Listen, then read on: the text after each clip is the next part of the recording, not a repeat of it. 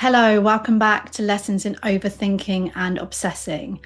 My friends, today I'm going to talk to you about how to try to stop yourself over texting when you're triggered, when you have been hijacked by that big emotion and you have that urge to text someone that I know can feel almost impossible to resist. The pull to text them or over text them is so strong, and your mind is coming up with every reason why it's the right thing and why that's what you should do.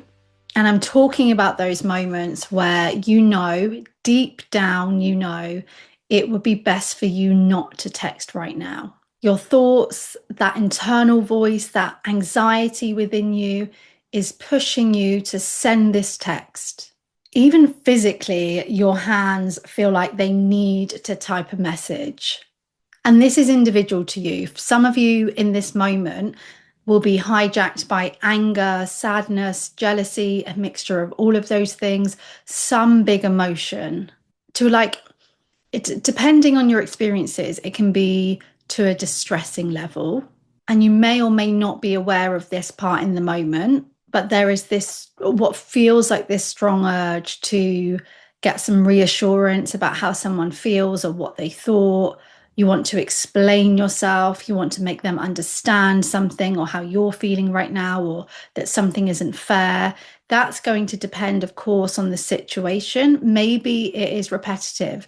Maybe it's always wanting reassurance for you, or maybe it's a mixture of many different things depending on the person, depending on the situation. If the other person is ignoring you, that might wind you up more. If they do reply, you might find that kind of winds you up more as well. At some point, there is this moment later where the intensity is past. You're looking back on that and thinking, what just happened? And that's the difference here. This episode is for people who are looking back and thinking, I don't want to text like that. Or you're looking forward and thinking, I don't want to get into that state. This is not me. It doesn't feel like who I am. It's not representing who I am. But in that moment, it feels like something takes over. And it feels like something takes over and I have to send that text. I'm not talking about what is the right thing, what is the wrong thing. I'm talking to those of you that feel like I want to be able to decide later if I want to send that message. I don't want to overtext. I don't want to say something in that moment. I'm Carly Ann. I help overthinkers who get stuck in spirals understand their triggers, become less reactive, build confidence so that you can feel calmer in relationships, experience happiness, thrive at work, and feel more you. So let's say something inside you is fully activated, trying desperately to get a need met, and it seems very intent on letting you know the way to get that is to send this message. You need to send this message, or you need to send another message. In that moment, and I'm thinking about my own experiences here, it's almost like you are disconnected from self, from intuition, just you, who you truly are and what is the best for you. It's like there is this disconnect, being overtaken by fears of what it means if you don't text, frustrations and anger about what an injustice something is, and you must let them know. There is this sense of urgency that it needs to be right now. One of the things that I am now the most proud of myself for is the times when my partner and we need a bit of space. And I still get that urge to text, to get my point across, to have that conversation right now. But now I'm able to put a pause on that and to recognize that usually good doesn't come from that. And I've seen this pattern show up for me many times in the past. And I had a really significant conversation with my therapist once about what is happening for me and what is really going on in that moment when I'm on my phone and texting, and what the space really represents, and the way that I would actually lose connection with who was actually on the end of the phone. And I'm talking your mother wounds, your abandonment wounds, and that would really come up for me in that urge to text in that moment. So I'm going to share 6 ideas with you 6 different ideas that you can take one or all of them to add to your toolbox, to practice with, and to see what works for you in those moments. The 6 I've chosen are based on personal experience, but also what I see working in the therapy room. Because believe it or not, this isn't a problem that only you have. When it comes to texting, technology this day can play a huge part in anxiety and relationship difficulties. And that urge to overtext is a really common situation that I'm talking about and seeing a lot. Okay, first things first, I talk about this a lot, is to become the observer and name what is happening. Start simply by noticing and naming what is happening in these moments without trying to change it. I am noticing I'm triggered. I am noticing this urge to text. I am noticing that I want reassurance.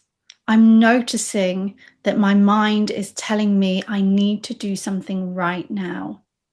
Naming what is happening helps you to step out of the intensity, even just the teeniest, tiniest bit.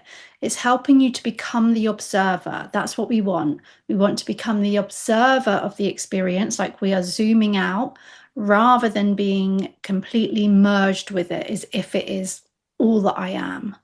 You don't need to judge it. You don't need to suppress it or take action. This is noticing what is happening for me right now without having to do anything. That small moment of awareness where you're saying, I'm noticing that I'm triggered, that can create the space that you need. That can be the difference in you sending that other text. That can be the difference in you being able to delay sending the text. In that space, you might have enough thinking time to make a different decision. Therapy approaches that support people with impulsive behaviors, impulsive reactions, will often talk about noticing the urge to text, noticing it as this temporary experience that will come back down. That urge won't always be that intense. The thoughts that you're having, we'll talk about that in a bit, but the thoughts that you're having, they will be making you think that this is urgent. And if you don't do it now, then you'll never do it. This is about knowing what you're experiencing this moment, what you're experiencing and what you are observing. It's not going to last. You don't need to act on it immediately. This is going to pass. And naming it is going to help with that. Number 2, use your senses. Use your senses. They are right there. They're free and you have immediate access.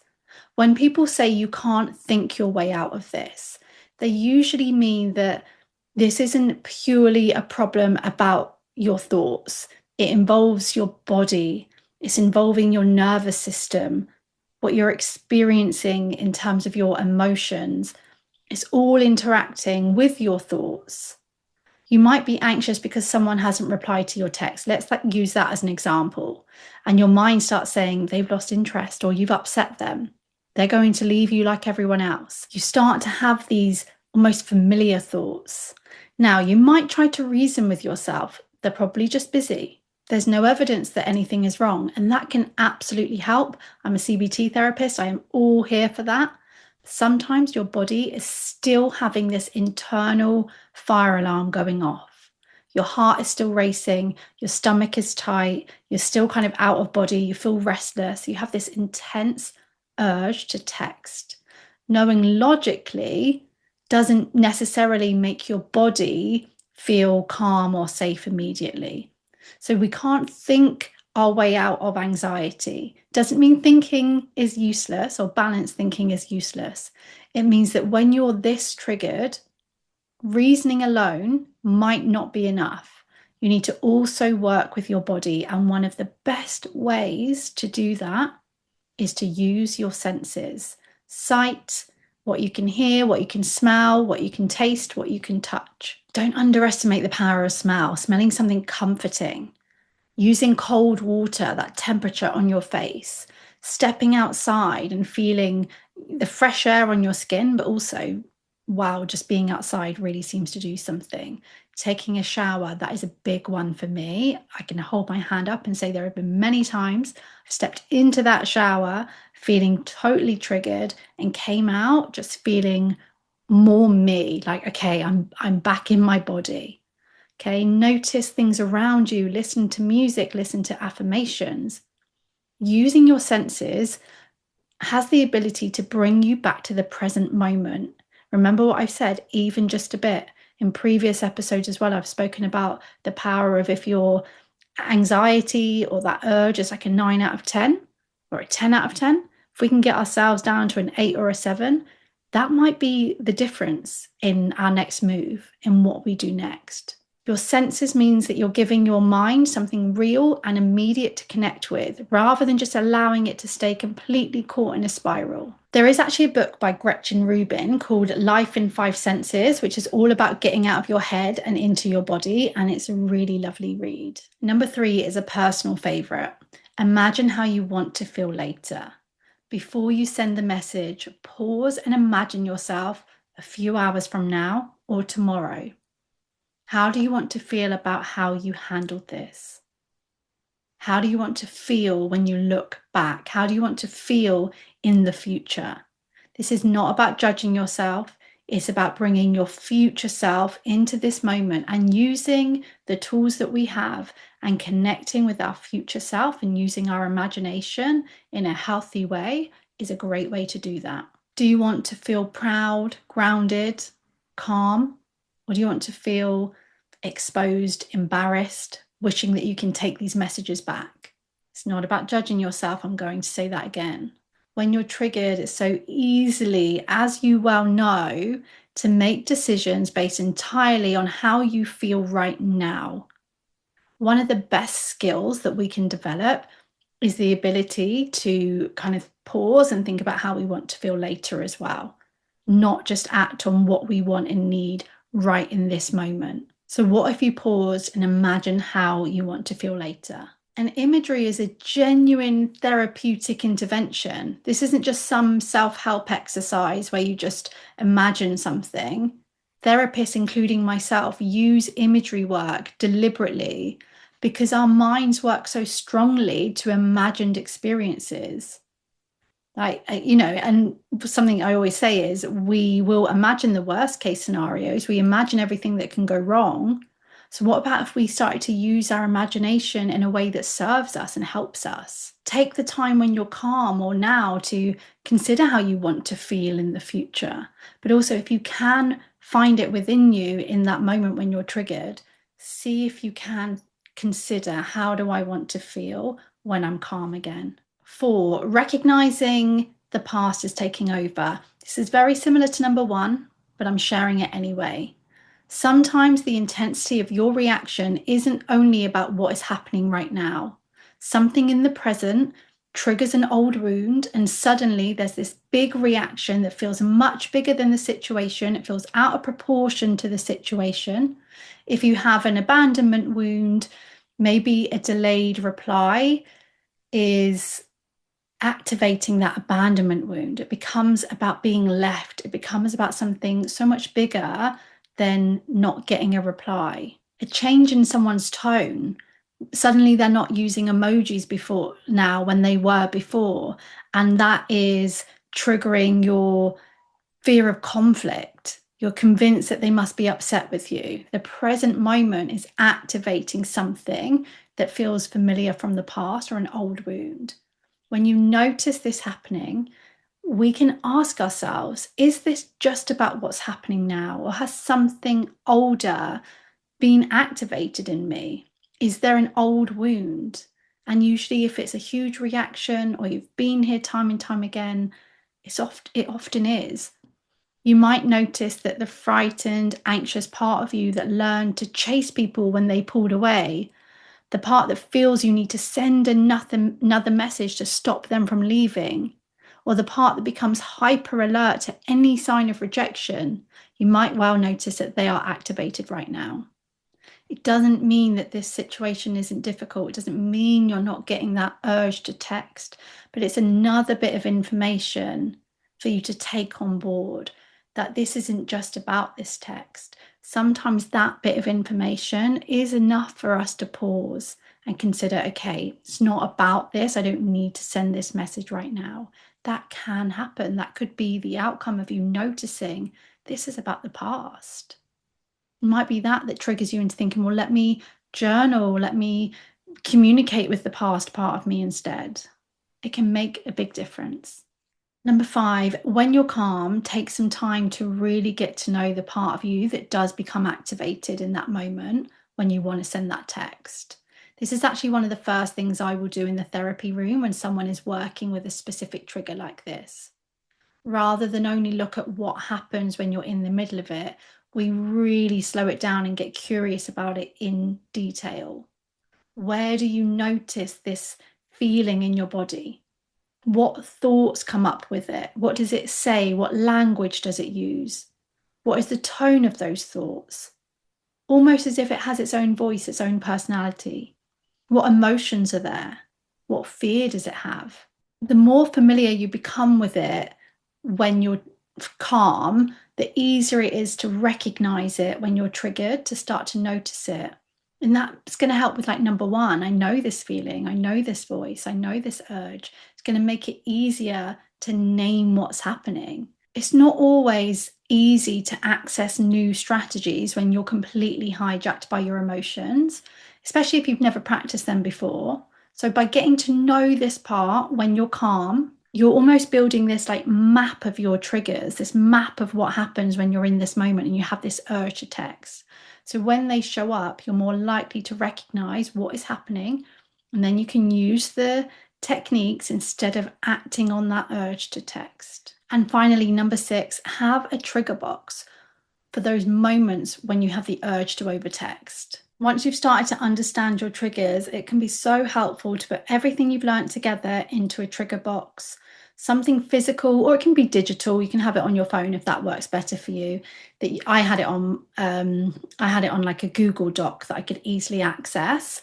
Something physical that you can look at when you're triggered, when that urge to overtext comes up.